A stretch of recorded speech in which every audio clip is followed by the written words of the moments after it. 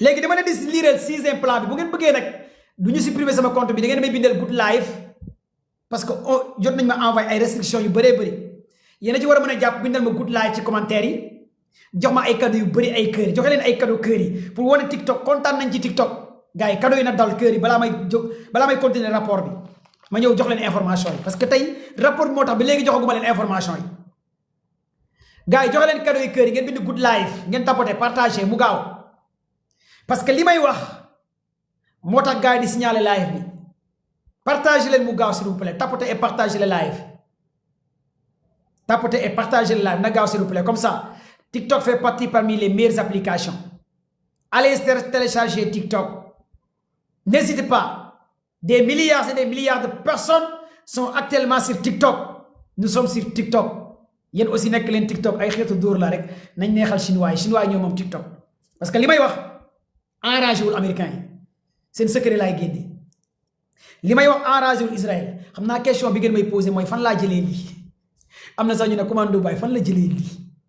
Information yi ñu commando bay di jox ci Iran ay drone ay navire ay nangam fan la jëlee riir ak fan laa dugg ba am lii ay dëmm information lañ de gars yi partagé leen mu gaaw s'il vous plaît na gaaw léegi nag dama leen di continuer nañu àgg 2000K vous êtes 1900K 2000K ma continuer rapport bi léegi fii ban possibilité sixième élément bi lañ toll woon américains yi ñooy wax bu ñu attaqué Iran sixième plan bi Iran bëgg a tontu États-Unis fan lay Iran di jaar est-ce que vous êtes là avec moi mu gaaw gars yi tapate leen mu gaaw vous êtes là avec moi si vous êtes là avec moi wax leen ko ci commentaire bi oui monsieur le maire mu ngi baax jox leen cadeau kër yi fleur yi na gaaw s'il vous plaît na gaaw demande yi après la demande yi gars yi xaar leen bu leen yàq sama live quoi gars yi demande yi bu leen yàq sama live li may wax dafa am solo te man ñi may abonné ci man dama leen jox ci respecté leen damay bëgg ñu am xibaar am information xam li xew ci dëkk bi waaw bugguma yëgal kenn fii nga ñëw naan ma seega c'est-à-dire di yàq live bi may leen ma tuuti rek partagé leen yéen ñi def demande partagé leen rek gars yi bëgguñu ma jël kenn wala bëgg ngeen ma jël gars yi ma jël gars yi wala ma continuer live bi looy soxla ma jël gars yi parce que j'ai plus de 100 demandes ma continuer wala ma jël demande yi ma continuer wala ma jël demande yi gars yi nee nañ bu ma jël kenn yéenay décider yéenay décider rek voilà très bien waaw ma continuer gars yi nee nañ gars yi def demande yi s'il vous plaît voilà ok voilà léegi fii nag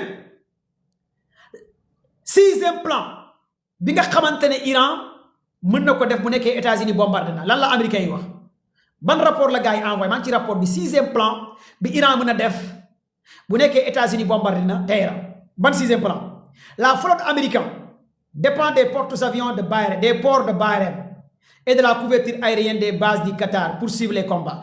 L'Iran possède le plus important arsenal de missiles balistiques du Moyen-Orient. Américains ñoo ko wax ñu ne l'Iran possède plus de missiles balistiques hypersoniques et intercontinentaux dans le Moyen-Orient mooy rapport Pentagone bi américains ñooy wax de ñu ne sa stratégie inclut d'importantes barrages de missiles ciblant ses quartiers généraux et ses centres logistiques fixes. L'objectif n'est pas seulement de détruire des bâtiments, mais aussi de priver la marine américaine du carburant, des munitions et des soutiens de commandement. L'Iran est capable de priver la marine américaine de carburant et de soutien et de commandement. Parce que l'Iran détient des missiles balistiques hypersoniques qui sont capables de détruire toutes les bases militaires américaines dans le Moyen-Orient. Américains ñooy wax ñu ne Iran bu États-Unis attaqué Iran mën na tere marine si américains yi am carburant am ravitaillement parce que Iran mën na neutraliser lépp luy base militaire États-Unis ci Moyen-Orient waaw bu ngeen xamee loolu lu tax ngeen bëgg a xeex yéen américains yi bu ngeen xamee loolu ba pare te yéen a wax lii lu tax ngeen bëgg a xeex ak Iran yéen xam ngeen Iran am na doole am na puissance wala Trump amul li xamutoon lii wala léegi Donald Trump moom amutoon information yi envers Iran gars yéen lay laaj ci commentaire yi information yi Pentagone génne jox ko Trump xanaa Trump xamutoon lii envers Iran yow boo xamee ne diw commando baay ngay xeexal commando baay moo ma mënuluma ko dara mais lu tax nga bëgg a xeex encore rapport bi continue ñu ne mais aussi fii lan la gars yi wax Iran si les navires n'ont aucun port d'attache, ils ne peuvent pas rester dans le Golfe. Américains ñuy wax. Ñu ne si les navires n'ont aucun port d'attaque de ravitaillement et des cargaisons, ils ne peuvent pas rester dans le Golfe.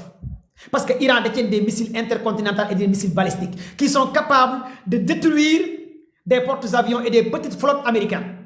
Les gars, rapport moi wax. Ñu ne na légui fi la stratégie militaire iranienne pour cibler les bases aériennes américaines au Moyen-Orient reposerait probablement sur une approche coordonnée de multidomaines en combinant son arsenal de missiles, ses capacités de drone et ses forces supplétives. L'Iran vise à submerger les défenses américaines et à infliger les dommages considérables. Madame Iran, des yak base américains, yak navire de guerre, yak porte-avions, l'industrie de guerre américaine risque d'être paralysée. L'industrie de guerre États-Unis risque d'être paralysée. Finalement, encore rapport moi continuer. Parmi les cibles stratégiques prioritaires que l'Iran privilégierait vraisemblablement, figure, américain ñoy wax de ñu ne la base aérienne Aloudat Qatar, Aloudat bu nekk Qatar. C'est pourquoi il faut vider totalement cette base militaire. Li mo taxone gaay vider base bi. Parmi les cibles prioritaires des Iraniens, base militaire Aloudat Qatar. Rapport bi gaay jox Trump ba légui rapport moy wax de ñu ne Iran mëna cibler base bobu. Ñu ne encore le centre de soutien de Naval Bahreïn. C'est le centre bi nek Bahreïn et base militaire ak bi nek Bahreïn et ak Irak. Bi la gaay wax Iran mëna ko cibler. Plusieurs militaires américains en Irak et la base aérienne Ad-Al-Fra aux Émirats arabes. Ak benen base bu tuddu Ad-Al-Fra bu nek Émirats arabes, Iran est capable de neutraliser cette base militaire. Donc en résumé, Iran peut détruire base militaire Irak, Qatar, Abd al-Fattah, Abu Dhabi et Cisjordanie. Tous ces bases militaires américaines peuvent être neutralisées par les Iraniens. Rapport bi moy wax de en cas de conflit avec les Iraniens. Li mo tax Trump jënd glace. Jeexagul de ñu ne plus de grandes installations militaires américaines au Moyen-Orient. Elles abritent environ 8000 soldats américains et servent de quartier général au commandement central. C'est un rôle crucial dans le soutien des opérations aériennes dans toute la région constituée Golfe. Ok, très bien. Fi légui rapport bi day indiqué nan lay Iran di frapper Abu Dhabi. Ñu né fi pour frapper Aloudat et les bases militaires en Iran, l'Iran pourrait déployer des missiles balistiques tels que américains ñoy wax ban missile la Iran mëna utiliser pour bombarder len. Ngeen déglu fi ma wax len ban missile la américains yi wax bi Iran mëna utiliser pour bombarder cette base militaire. Man luma jaaxal ci américains yi ñom ñu ngi xex ak Iran mais paré di wax Iran yan missile lay utiliser pour bombarder len. Man état mais américain est-ce que Sidi va à l'école? Gars yeen lay poser question. Yow ngay xex ak nit di wax nit koku ngay xexal lan lay utiliser pour gagner.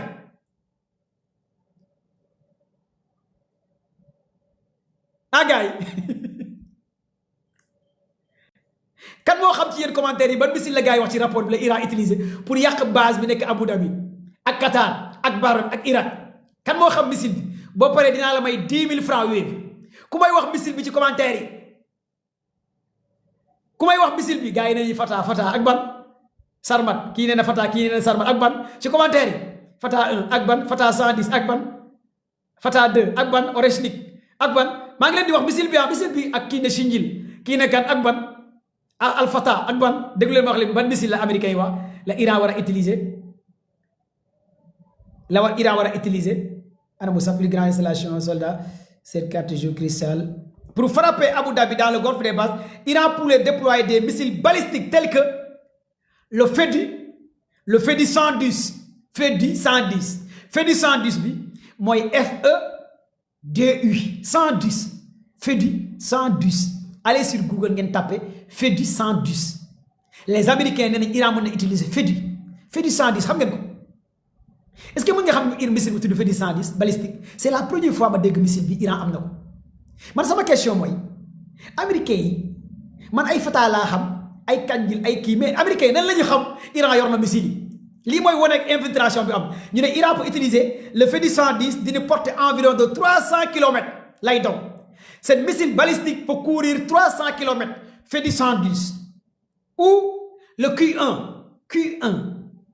encore, Q comme son nom l'indique ak 1. L'Iran est capable d'utiliser le Q1 capable d'atteindre 800 km. Fait du 110 ou Q1.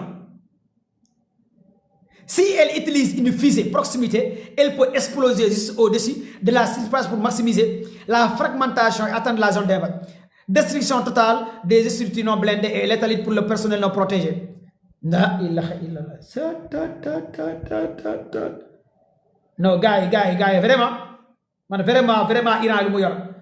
Encore rapport bu mooy waxam ñu ne une dispersion extrême possible de 100 à 300 PS1 dans une zone détruite. Les abris d'environ renforcés, les réservoirs de carburant, les postes de commandement, tout ça, ces missiles sont capables d'éliminer ça et de raser ces bases militaires. Fait du 110 et Q1. Fait du 110. Merci Khalil Boussonko. Fait du 110. Les Américains ñoo ko génne ñu ne Iran mën na utiliser benn missile bu tudd fait du 110 buy daw plus de 300 km wala Q1 800 km lay daw. Tout ça, ça fait partie de l'arsenal nucléaire iranien. Iran n'a jamais communiqué par rapport à ces missiles. Rapport bi wax na ko. La défense iranienne n'a jamais communiqué par rapport à ces missiles. Léegi fii dama leen di wax encore lan la américain yi wax. Une menace crédible pour les installations américaines clés du Golfe. À Bahreïn, la base navale soutien de Enas abrite le quartier général du commandement central des forces navales américaines et la 5e flotte américaine. Iran peut détruire cette 5e flotte américaine par rapport à ces deux missiles. La question fii question bi léegi waa Pentagone ñooy wax ak Trump de rapport bi ñu ko yónnee. Pourront-on défendre à travers ces missiles iraniens à ce système de défense anti-aérienne, le dôme de fer, le Patriot, le THAAD, tous ces systèmes de défense anti-aérienne? Parce que l'Iran utilise des drones kamikazes en combinaison par rapport à ces missiles. Yéen a xam de man loolu moom Trump moo koy tontu man sama yoon nekku ci. Waaw bu nekkee mën ngeen défendre wala yéen a bëgg a xeex rek nit ki nag bu nekkee da ngaa bëgg a xeexal. Ñu ne encore la 5e flotte américaine, plus de 9000 Américains stationnés sur place. 5e flotte américaine. Il y a 9 Américains yoo xamante ne ñu ngi nekk ci 5e flotte américaine dans le Moyen-Orient. Tous ces soldats vont être réduits en néant. Maanaam réduits moo dañu leen di rey. Est-ce que Américains bu ñu reyee xalaatal Américains ñu rey ci ay 10 000 soldats 20 000 soldats 9 000 soldats kon États-Unis day xar li mooy wax ji. ñu ne encore l'Iran pourrait également cibler les navires de guerre américains à quai ou opérant dans les eaux environnantes. Avec navires de guerre américains à quai laa la wax de ñu ne Iran mën na cibler des navires de guerre américains à quai maanaam loolu mooy lan navire de guerre américains yu nekk ci quai ci côte yu nekk ci Amérique Iran mën na leen bombarder. Rapport bi loolu la génne maanaam États-Unis sax navire de guerre yu nekk ci côté américain ci côté États-Unis ñu ne Iran mën na bombarder ces navires de guerre bu nekkee arg nañ ci 5e rapport bi léegi mooy éventuelle attaque bi Iran mën a def envers eux. Léegi nag ñu ne Iran pourrait également exploiter rapport bi mooy waxaat ba léegi de fii nag dañuy dem Yémen ñu ne l'Iran pourrait également exploiter les forces supplétives notamment au Yémen ou au sein des milices pro-iraniennes en Irak pour lancer des attaques indirectes pour déstabiliser Bahreïn. ñu ne Iran mën na utiliser waa Yémen ut si nekk ca Yémen wala état islamique bu nekk ca Irak pour mën a attaquer base militaire bu nekk ca Bahreïn.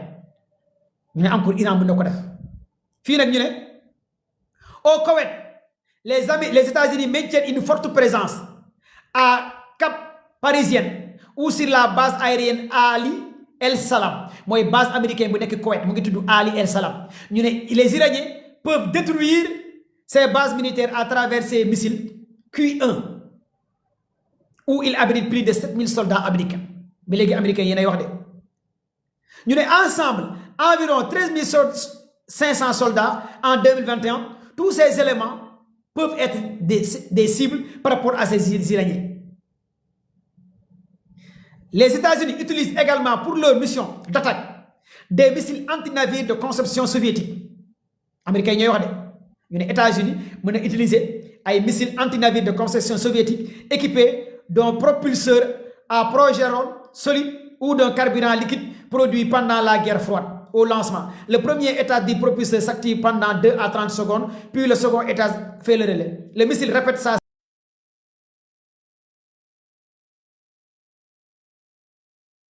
cible grâce à un radar analogique. Une fois verrouillé et prêt à tirer, il peut détruire un navire grâce à une ogive à charge creuse. Ce type de missile a le potentiel de détruire ou de couler un cargo s'il atteint sa cible sous le bon angle. Tout ça, ce sont les missiles américains. Il y a man sama yoon nekkul ci seen missile yi lii de yéenay wax seen doole waaw ñu ne encore les Américains détiennent le missile SA-2 ainsi modifié peut être tiré à moins de 45 km. Sa cible prenons exemple lii Trump la ñuy wax missile yi nga xam au moment où des tirs ces missiles anti-navires peuvent atteindre une vitesse de 3 à 5 lii seen missile yi la de missile yi américains yi di génnee waaw léegi nag rapport bi wax naa leen rapport bi wax naa leen li xew ci rapport bi ziyaare naa leen ñëpp nag bëggee naa leen ñëpp yéen ñu doon suivre commando ba yéen ñëpp je pense que kontaan ngeen duma leen mos a décevoir jamais dans la vie ma décevoir leen toujours top chaque live rek niveau la live commando ba yëpp niveau la chaque live da ngeen di connecté niveau la jamais ma décevoir leen toujours niveau bi day gën a yéeg information en minute li xew ca Pentagone li xew États-Unis li xew Iran laa leen di jox live da brut pour ngeen comprendre te lépp li ma leen wax su ngeen paree dugg leen internet ngeen xool ndax am na wala ndax amul parce que dañoo nekk ci jamono yi numérique fii dara bu fi nëbb l'heure est grave kon donc yéen samay followers yéenay sama doole yéenay samay force yéenay samay xarit parce que amuñ lenn lu dul la géopolitique et la géostratégie amuñ lenn lu dul lii lépp looy def ci àdduna utal xam-xam nga utee information nga bëgg ko d'abord parce que nous sommes les amoureux de la géopolitique mooy suñu añ suñu ndox suñu lekk suñu lépp ñun ci lii la ñuy gont di ci fanaan caaxaane wuñ ko dañu koy jàng di ko naan di ko jàng matin midi soir nekk lu ñuy caaxaane wuñ ko matin midi soir ci lii la ñuy doxuñ ci ay caaxaan ci xam-xam la ñuy dox saa su ne kon fexe leen ngeen servi ci géopolitique parce que le monde bouge on est dans un monde de miniature adduna bi cordon ombilical la guerre donnée la guerre technologie la boo amul xam-xam bokkoo ci adduna bi boo amul information bokkoo ci adduna bi kon nañ uti xam-xam bokk ci ñiy décider le monde de demain Sénégal nag dafa bëri ay tàppale ay caaxaan ay fo kon ñun xale yi Sénégal avenir Sénégal nañ uti xam-xam ñu jóge ci ay cas ay vie privée jàmbur ay détails ay yàq ay sëyu jàmbur xawi sutura jàmbur saaga nit dugg ci ay vie privée am bàkkaar yàq sa nelaw yàq sa connexion ci internet fexe leen ngeen génn ci amul benn njëriñ da ngeen di am bàkkaar ci li ngeen di wax ay cas ay détails ngeen yàq seen connexion yàq seen nelaw ñett yooyu yàlla jox la bàkkaar nga yàq sa connexion yàq sa nelaw lan moo ko fi jaar kon nañ ut xam-xam américains yi gënuñu ci xam-xam Iran gënuñu ci xam-xam français yi gënuñu ci xam-xam Siin gënuñu ci xam-xam mais lu tax ñun ñu bëgg lu bon ñun sénégalais yi ñun ndaw Sénégal lu tax ñun ñu bëgg lu bon di jaamu lu bon li topp lu bon matin midi soir ci réseaux sociaux lu tax ñun ñu bëgg lu bon ñu nekk ay taalibe Serigne Touba Baye Niass Limamou Laye ñun tant que saaga woo nit sénégalais duñu bëgg ci yow tant que yàqoo nit sénégalais duñu bëgg ci yow tant que waxoo lu bon sénégalais duñu bëgg ci yow mais nañ génn ci loolu nañ bëgg lu baax parce que dañoo jur ci lu baax Sëñ Touba lu baax la indi El Hadji Malick Sy lu baax la indi Limamou Laye lu baax la indi Baye Niass lu baax la indi mais lu tax ñun ndaw ñi ñu bëgg lu bon di jaamu lu bon ku wax taat rek la ñuy wër képp kuy wax lu bon moom la ñuy topp képp kuy xawi sutura moom la ñuy topp képp kuy yàq nit moom la ñuy topp lu lan moo tax ñu bëgg lu bon te ala ko suñu waajur yi xamuñ loolu la fan la ñu nampee kon ci lu bon li fan lañ ko nampee lu tax ñun suñu waajur yi xamuñ lu bon ñun ñu namm lu bon bëgg lu bon suñu sëriñ si xamuñ lu bon ñun ñu namm lu bon bëgg lu bon ñun ndaw Sénégal ñun influenceur sénégalais yi ku la ëpp ay followers ci lu bon lay wax ku la ëpp ay followers bu waxul lu ci lu bon du kontaan ñu koy abonné di ko partager ci lu bon matin midi soir ngeen dëkk ci lu bon waral loolu wax leen xam-xam nga nekk France ci lu bon rek ngeen di wax ngeen nekk Canada ci lu bon kese ngeen di wax ngeen nekk Allemagne Italie ngeen di live matin midi soir ci lu bon ngeen di wax lu waral loolu nekk leen ay nit du ngeen ay mala yàlla nag wax na ci alxuraan doomu aadama dina gën a yées ba mel ni mala te yàlla wax na ko ci alxuraan am na ay sénégalais yoo xamante ne mala sax instant moo leen tane parce que yàlla wax na ci alxuraan doomu aadama dina yées dellu ginnaaw comme mala du mës a wax lu bon lu baax lu bon rek lay wax yàlla nee na genre doomu aadama yooyu dama leen di isaab ci kaw suuf isaab leen ci àllaaxira kon nañ fexe di def lu baax ngeen bàyyi yàq der tuumal ay gor sosal ay gor fenal ay gor yàq ay gor am na ñoo xamante ne tant que sosuñ tant que fenuñ duñu kontaan diw ak maa ko xamal diw li ma ko xamal diw nangam lépp ay fen ay sos ñaata kër ngeen tas ci wax lu bon yàq ay gor nan la nit mun a toogee di am plaisir ci yàq nit ci def lu nit ci vilipender nit loo xamal nit toogee ko ci réseaux sociaux nekk leen ay nit ay taalibe Serigne Touba ngeen nan la nit mën a wóyoo Serigne Touba ne man taalibe Serigne Touba la matin midi soir ci internet ci lu bon rek nga nekkee nan la nit mën a waxee man taalibe Cheikh Tidiane la matin midi soir ci lu bon la nga nekkee mais nan la nit mën a taxawee ne man taalibe Baye Niass la yow toujours ci lu bon nga nekkee kon yow jàppale Serigne Touba mosu la xam te xamoo sax Serigne Touba te boo dee safara nga jëm pas Serigne Touba du la rambu njabootu Serigne Touba ku jege Serigne Touba xamul lu bon kon yow yaa askanalee sa bopp ci Serigne Touba mais Serigne Touba xamu la te doo ko gis yow mal xiyaam barke Cheikhu Tidiane. abonné leen tey aimé di partager di participer di envoyer ay cœur